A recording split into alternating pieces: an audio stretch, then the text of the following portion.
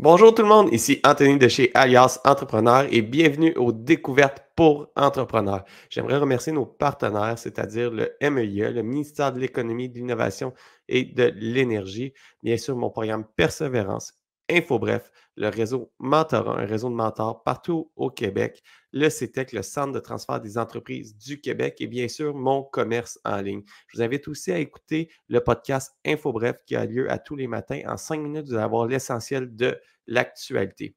Si vous aimez notre contenu, je vous invite à vous abonner à notre infolette qui est envoyée à tous les lundis matins où est-ce qu'on envoie des trucs et astuces pour vous aider dans votre entreprise. Et puis, je vous invite à faire un petit like, un partage. Chaque petit geste que vous faites envers notre podcast, ça nous aide à être vus, à sortir dans les algorithmes, à aller chercher plus d'audience et bien sûr, à aller chercher des partenaires pour continuer à faire ce contenu gratuit semaine après semaine. Sur ça, je vous souhaite une bonne écoute.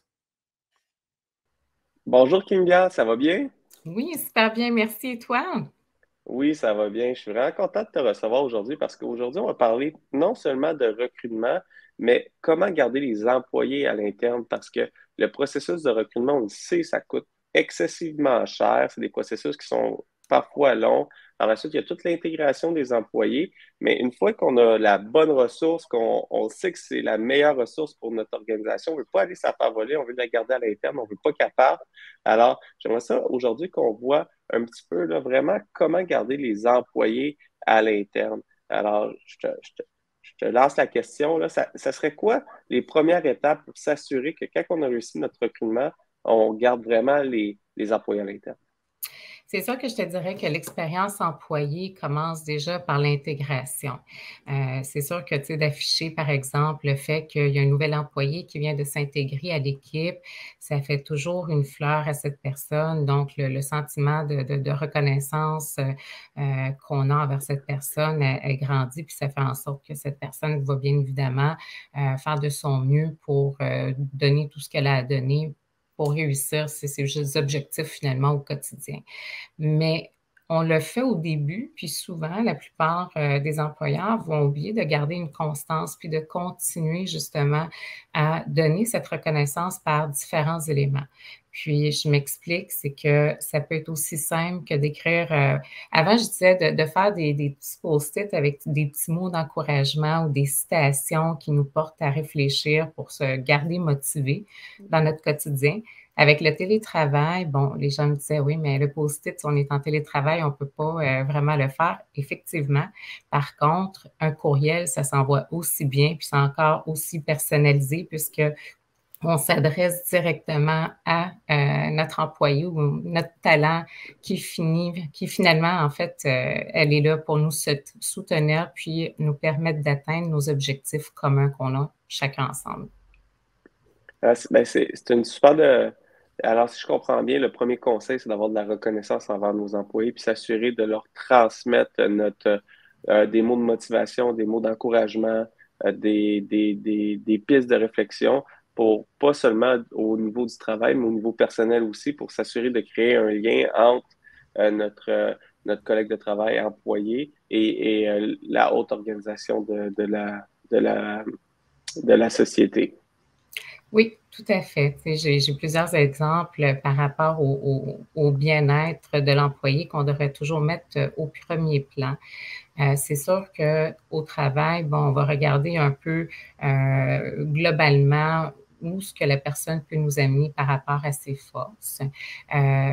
Mais ça reste que c'est un être humain. Donc, est-ce qu'on peut aller au-delà et porter attention finalement à ses centres d'intérêt, à qu'est-ce qui fait en sorte que cette personne pourrait se sentir encore mieux au quotidien chez nous? Puis je m'explique. Si on sait que c'est une personne qui a de la difficulté à dormir pour X raisons ou que pendant un certain temps, cette personne a justement à vivre des moments plus difficiles à la maison, pourquoi pas penser, par exemple, à un système de luminothérapie qui va faire en sorte que la nuit, ça va la mettre dans un état de détente plus facile, qui va lui permettre justement d'engendrer un meilleur état de sommeil pour la nuit. Ça peut être aussi, par exemple, si c'est quelqu'un qui aime le plein air, pourquoi pas penser peut-être pour un été d'acheter, tu sais, l'abonnement des cartes au niveau de la CEPAC pour qu'elle puisse justement y avoir accès sans payer ce frais-là. Puis pourtant, Ça coûte pas si cher que ça, mais c'est vraiment un geste qui va faire la différence parce qu'on est à l'écoute de la personne, en fait, de l'être humain derrière l'employé qu'on a embauché, là. Mais pour arriver à faire ça, il faut vraiment avoir une relation de proximité avec nos employés, avec nos collègues de travail, parce il faut avoir des discussions. C'est dans quel contexte que c'est, c'est favorable d'aller chercher cette information-là sur ses passions à l'extérieur du travail, parce que quand tes collègues sont en train de se concentrer, qui travaillent fort, il faut Mhm. arriver à créer cette proximité-là. As-tu des conseils à me donner pour arriver à discuter de choses plus personnelles sans. Puis aussi, elle est où la limite du personnel? Là? Oui, tout à fait. En fait, dans l'intégration de l'employé, on peut lui faire, disons, des défis par X nombre de périodes échelonnées sur un an. La première, ça peut être, par exemple, d'aller chercher à travers ses nouveaux collègues des points en commun qu'il a avec ses collègues. Donc, de prendre un 5, 10, 15 minutes avec chacun pour discuter un peu de tout et de rien, sans nécessairement juste focuser sur le travail, mais d'arriver à trouver des points en commun entre nos collègues et nos gestionnaires, bien évidemment. Ça, c'est le premier point que je dirais.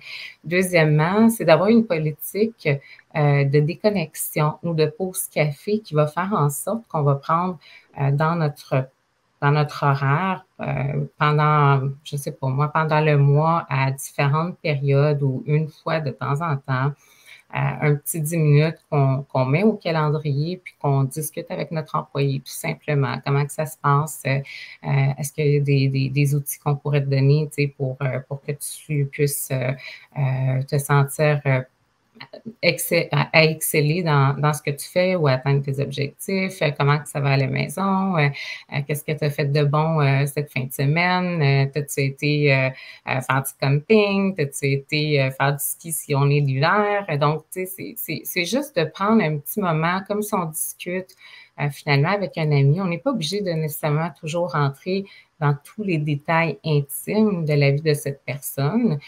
Tant mieux si elle se sent assez à l'aise avec son gestionnaire pour lui donner plus d'informations. Mais je pense que à travers une discussion, quand on a cette aptitude relationnelle, on est capable d'aller chercher ce qu'on a besoin de savoir pour regarder comment on peut aider à travers son quotidien autre que le travail, bien évidemment, là.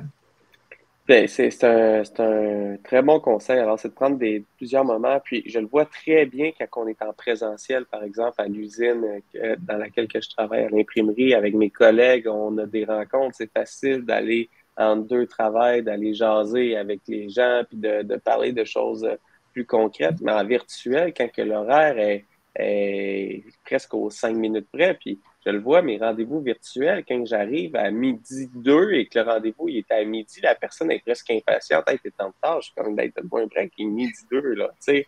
Euh, mais ça devient difficile de créer ce lien-là parce que la rencontre, elle a un objectif. Souvent, c'est des rencontres qui sont relativement courtes de 30 minutes, puis il faut Ouais. atteindre l'objectif pendant la rencontre. On termine, on a une autre rencontre à l'horaire, puis ça devient un, un élan, tu sais, comme en Mhm. continu sur, sur rencontre après rencontre. On a l'impression d'être plus productif, mais je trouve que le lien d'appartenance envers l'organisation, il est difficile à aller chercher, puis ça devient de. Je me mets dans la peau d'un employé, je me dis, ça devient bien plus facile de dire, regarde, le vendredi, je travaillais on va dire, pour Anthony, puis lundi, je travaille pour Kinga. J'ai le même laptop que j'ai ouvert au même bureau. La seule différence, c'est que le chèque de paye, au lieu d'entrer d'Anthony, il rentre de Kinga. Je fais relativement le même travail. Alors, c'est là que ça devient difficile. As-tu des conseils à donner pour ceux qui ont une grosse équipe, ou ben, pas une grosse équipe, qui ont un individu, 5 individus en télétravail pour maximiser ça? Puis, est-ce que ça se reflète aussi dans les consultants avec qui on travaille? C'est sûr que, tu sais, il y a des options comme moi, je suis une fanatique de Teams, là. J'ai pas de part de Teams, mais je trouve la plateforme quand même très géniale parce que tu peux créer différents canaux. Je crois que Slack aussi, de mémoire, tu peux créer différents canaux.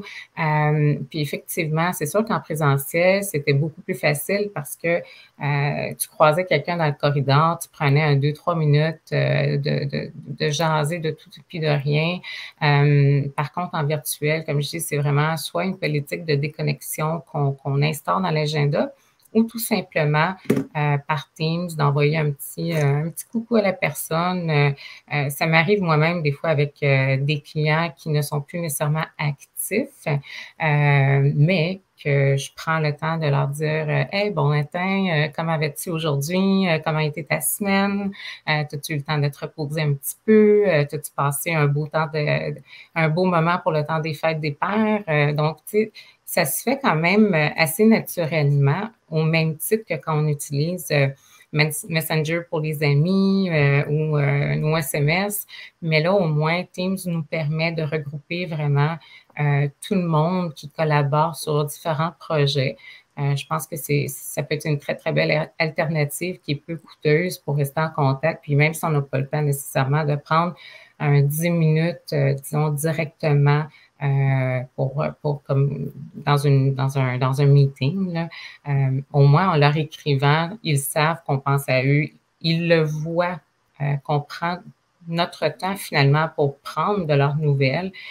Puis déjà ça fait toute une différence. Moi, j'essaie toujours de me mettre à la place d'un nouvel employé. Qu'est-ce que j'aimerais qu'on fasse ou de la façon que j'aimerais qu'on intervienne avec moi afin que je me sente épanouie dans mon quotidien. Encore là, tu sais, je disais d'envoyer un petit courriel avec un petit message à l'intérieur, mais on peut faire par Teams sans qu'on se casse la tête avec notre courriel également. Simplement de démontrer que cette personne, elle nous tient à cœur, puis autre que, mettons, ses forces et ses faiblesses au travail, on est là pour soutenir cette personne-là. Puis j'aimerais relancer sur quelque chose que tu as dit, c'est si j'ai pas le temps de prendre 10 minutes à mon horaire, imagine le temps que ça va prendre de perdre un employé clé ou un employé qu'on investit énormément de temps pour refermer. Si aujourd'hui, j'ai pas le temps de prendre 10 minutes, j'ai pas le temps de la perdre. Alors, c'est important de prendre des 10 minutes, des 15 minutes et des temps. Puis là, ça m'apporte vers une autre tendance que j'ai vue quand j'ai commencé à travailler. Je travaillais pour une grosse organisation. Et puis, on avait des lunchs avec tout notre département, puis parfois, c'était toute notre division au complet. Puis, ça faisait des gros lunchs. On partait les luncher, je pense, à 11h45, puis on venait à 3h au bureau, tu sais. Et ça, imagine, pour un payroll, tu sais, on était peut-être 70 personnes, ou des fois, c'était 100 personnes. Puis, on était tous pas en train de travailler en même temps, mais l'organisation le trouvait important. Puis, j'aimais participer à ces endroits-là. C'est là que je rencontrais des gens que j'avais pas le temps de rencontrer. Est-ce que c'est encore une bonne idée en 2023 avec tout le télétravail, les horaires surchargés, de prendre ce temps-là, d'aller faire des lunchs d'équipe, puis prendre le temps de juste avoir du plaisir avec son équipe? Je pense que c'est encore d'actualité, mais fait différemment. Puis je m'explique. En fait, au lieu de le faire sur l'heure du dîner, par exemple, ça peut être, on donne, mettons, on donne la permission aux gens de quitter plus tôt un vendredi, mais on fait un team building à la place. Donc, on se rencontre, on fait des activités qui vont faire en sorte que ça va renforcer notre lien à chacun d'entre nous au niveau de l'équipe. On va apprendre à connaître aussi davantage nos collègues. Il y a différentes activités de team building qui sont très peu coûteux, qu'on peut retrouver un peu partout, puis qui fait vraiment, encore là, cette petite différence auprès des employés. Puis oui, tu marques un très bon point. On est mieux d'investir dans nos employés que de recommencer un processus de recrutement qui va nous coûter extrêmement plus cher, puis qui va nous prendre beaucoup de temps, ne sachant jamais dans combien de temps on va pouvoir retrouver une ressource pour remplacer celles ou ceux qui ont quitté. Puis ça peut être aussi fait sous forme, je me rappelle avec mon ancienne équipe, ce qu'on faisait, c'est que une fois de temps en temps, sur l'heure du dîner ou le soir après le travail, en fait, on prenait, mettons, une petite heure pour aller sur Discord puis jouer à des jeux en ligne, tout le monde ensemble. C'est sûr que ça dépend bien entendu, du centre d'intérêt de chacun. Là. Ça ne veut pas nécessairement dire que tout le monde va y adhérer, mais c'est quand même des idées à travers le team building aussi qu'on peut instaurer pour vraiment aller, disons, garder ce lien humain autre que l'aspect au niveau du travail. C'est vraiment un bon conseil, puis ça vient faut prendre le temps de connaître notre staff pour voir c'est quoi qui les intéresse, puis d'y aller dans ces orientations-là. Puis, tout à l'heure, tu parlais de donner des cadeaux, par exemple, donner un abonnement à la CEPAC, que je crois que c'est une soixantaine de dollars, je ne connais pas le coût exact, là. Mais quand on donne des cadeaux pour encourager puis démontrer un sentiment de fierté puis de positivisme envers notre équipe, c'est quoi la valeur? Tu sais, y a-t-il une valeur qu'il ne faut pas aller en dessous, que ça va être une valeur perçue négative? Puis si on donne un trop gros cadeau, ça va créer des attentes pour les années futures ou ça va même mettre l'employé mal à l'aise parce qu'il est comme, ben, tu me donnes ça, mais c'est comme, donne-moi une augmentation à la place, là. Tu sais, y a-tu comme un range à regarder puis dire, OK, ça va avoir une belle valeur perçue, un sentiment de fierté, puis ça va avoir tout l'effet escompté, là. Tout à fait. C'est sûr que, bon, en termes de cadeaux, puis tu vois, j'aime moins le mot cadeau parce que j'ai l'impression qu'on essaie de les acheter en quelque part, puis c'est pas le but du tout, là. C'est vraiment plus d'être à leur écoute pour s'assurer que le bien-être des employés devient fondamentalement la valeur de notre culture d'entreprise. C'est pas tant donc un montant à dépenser. Faut quand même rester, comment est-ce que je peux dire ça, rester raisonnable finalement dans le montant qui est investi. Mais tu sais, là, je parlais de l'abonnement du CEPAC, mais ça peut être aussi simple que d'acheter 2 billets de cinéma puis de dire, regarde, ce soir, profite-en, tu sais, décroche un peu du travail. Tu as travaillé tellement fort cette semaine. On l'a tous remarqué. Ça va te faire du bien de prendre ce petit temps-là pour toi. C'est pas que les gens sont pas capables de se le payer. C'est plutôt la reconnaissance, justement, derrière avec le message qu'on véhicule qui devient apprécié par l'employé. Ça peut être aussi des moments de ludification au travail. Donc, mettre en place, mettons, des objectifs qui peuvent être le fun à atteindre, autant individuel qu'en équipe, qui nous permet, mettons, d'accumuler des points ou des badges quelconques. Puis, à la fin, un exemple, si on le fait par équipe, l'équipe qui va avoir été capable d'atteindre cet objectif-là va pouvoir participer à un concours X qui va leur donner à un parmi cette équipe-là, je sais pas, moi, ça peut être une journée pour faire X activité, ça peut être, par exemple, d'aller dans un restaurant pas très cher encore. Tu sais, le but, c'est pas de dépenser beaucoup.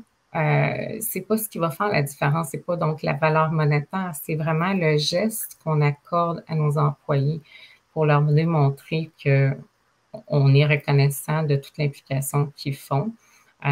Puis aussi de faire attention aux faux pas quand on sait que les employés ont certaines faiblesses, au lieu de focuser sur ces faiblesses-là, puis que ça vienne nous irriter, c'est plutôt de regarder comment est-ce qu'on peut lui apporter un soutien pour que ces faiblesses, finalement, deviennent une force pour cette personne-là. Est-ce qu'on lui achète un livre quelconque sur le sujet? Est-ce qu'on lui donne, par exemple, la chance d'avoir accès à Audible parce que la personne n'aime pas nécessairement lire, mais quand elle fait son jogging le matin, elle aime écouter de la musique. Donc, une pierre deux coups, elle va entendre le livre au lieu de le lire, tu sais. Mais c'est un terrain glissant, il faut quand même faire attention et avoir un discours ouvert avec l'employé parce que lui donner un livre sur une faiblesse que les deux, on est au courant, c'est quand même un message qui est quand même glissant parce que ça va pas bien. Fait que c'est d'y aller. Mais moi, j'ai un exemple concret que j'ai Oui. vécu, Kinga. Quand j'ai commencé à travailler chez Alias Entrepreneur, on travaillait encore beaucoup, là, mais il y a des périodes très, très rush qu'on avait, surtout dans les lancements d'applications et tout ça. Puis, je me rappelle, Serge m'avait envoyé, pendant le temps des fêtes, il m'avait envoyé une boîte repas quand même haut de gamme avec vraiment une expérience complète sur tu sais, il y avait une entrée, c'était à cuisiner à la maison, puis c'était pendant le temps de la COVID, là, mais tu sais, Oui. c'était vraiment une boîte vraiment le fun, là, puis c'est vraiment un moment, une activité à faire en couple, puis il avait mis une bonne bouteille de vin à l'intérieur avec un super de beau message qui expliquait merci Anthony pour ton travail. Voici un moment, je sais que ta femme est derrière toi souvent, puis prends un moment ce soir pour passer du temps avec les personnes importantes. Puis, tu sais, Mhm. le message était super bon, qui accompagnait la boîte. Fait que toute Oui. l'expérience faisait que, hey, wow! Puis même pour ma femme, c'est ton Oui. employeur, tes collègues de travail reconnaissent ton travail, ils sont au courant que tu travailles fort, c'est pas, tu sais, fait que ça a vraiment fait du bien Oui. dans notre vie de couple à la maison. Effectivement, puis ça peut aller aussi, en fait, quand les gens sont malades, par exemple, à la maison, pourquoi ne pas leur envoyer justement, encore là, je reprends le concept que toi, tu as vécu, mais ne serait-ce que un repas directement à la maison pour que la personne ne soit pas obligée nécessairement de cuisiner ou que quelqu'un soit obligé de cuisiner pour qu'il puisse reprendre de son mieux. Fait que je pense que c'est vraiment ces petits gestes-là dans le quotidien qui va faire une différence. C'est vrai que pour le livre, tu ne peux pas lui donner ça comme ça, de cette façon-là, aussi directement, mais ça peut être fait sous une autre forme qui va être un petit peu plus subtile, bien évidemment, mais toujours dans l'optique de les aider autant à s'améliorer que de garder leur belle motivation, parce qu'au bout du compte, comme on le disait tantôt, tu ne veux pas perdre tes employés. Pas en 2023, pas avec la pénurie de main-d'œuvre qui existe aujourd'hui puis qui va aller en croissance de plus en plus dans les prochaines années. Là. Tu veux t'assurer de faire ton maximum pour garder ces gens-là avec toi, à collaborer avec toi, bien entendu, pour ton équipe. Là.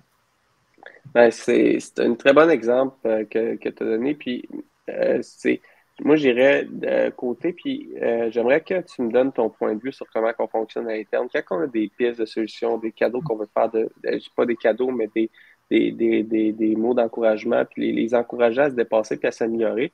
Nous, on a des rencontres avec notre staff régulièrement, puis on a des rencontres où est-ce qu'on fait des comptes rendus, puis comment ça va, c'est quoi tu trouves difficile ces temps-ci? C'est sur quelle piste que tu aimerais t'améliorer? Puis là, on arrive ensemble à un commun accord. Puis là, tu pourrais proposer un livre. Hey, j'ai lu tel livre, Oui. super pertinent. Puis t'aimerais-tu ça l'avoir? Puis là, tu y apportes. Fait que tu y as amené d'un commun. Elle te dit, hey, j'aimerais m'améliorer là-dessus. Puis c'est pas Oui. toi qui as dit nécessairement, hey, tu as une faiblesse là. C'est elle qui apporte la piste d'amélioration. Puis on y va. Mais depuis le début, on parle beaucoup de reconnaissance, puis on n'est même pas encore rendu dans l'environnement de travail. Puis déjà, en faisant tout ça, je me sens une organisation qui m'accueillerait avec tout ce qu'on a parlé depuis le début. Je suis comme, hey, je me sentirais aimé, je me sentirais compris, je me sentirais important dans l'organisation. J'aurais déjà envie de rester. Mais là, j'aimerais qu'on aille un petit peu aussi sur l'environnement de travail, parce que c'est beau Oui. avoir le meilleur gestionnaire, mais si tu rentres travailler, c'est sale, c'est pas entretenu, ça me donne pas plus le goût de rester. Alors, j'aimerais qu'on parle un petit peu, c'est quoi les environnements de travail en 2023 qui fait que les employés veulent rester dans l'organisation? C'est sûr que, bon, on a quand même divers types d'employés en 2023, encore une fois. Il y a beaucoup de gens qui préfèrent tout ce qui est mode hybride ou flexibilité ou même travailler de la maison parce que, bon, ça leur permet de ne pas être obligé d'être pris dans le trafic puis de perdre du temps. Mais c'est sûr que si on a quand même accès à des locaux physiques, ce qui est toujours bien, c'est bien entendu d'avoir un aménagement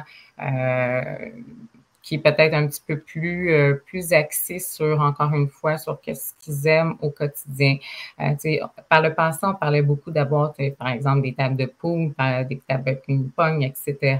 Est-ce qu'aujourd'hui, ça vaut encore la peine d'investir à ce niveau-là quand on sait que beaucoup de gens préfèrent maintenant travailler à distance? C'est pour ça que j'hésite à dire qu'on est obligé d'avoir ce type d'environnement à 100% dans les locaux physiques parce que je ne crois pas que c'est tout le monde qui va y aller à temps plein.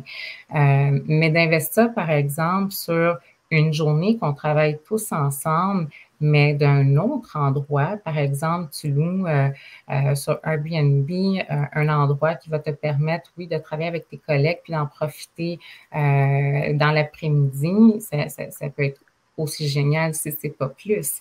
Tu sais, par exemple, une journée dans un chalet, sans que les gens nécessairement dorment sur place parce qu'ils ont quand même une vie familiale, mais s'ils peuvent en profiter, en même temps que, comme je disais, de le jumeler avec du team building. On travaille, mettons, 2-3 heures tout le monde ensemble, on prend une petite pause pour faire un team building, on s'en va profiter du lac avec nos chaises assis là à discuter autant du travail que de nos vies personnelles.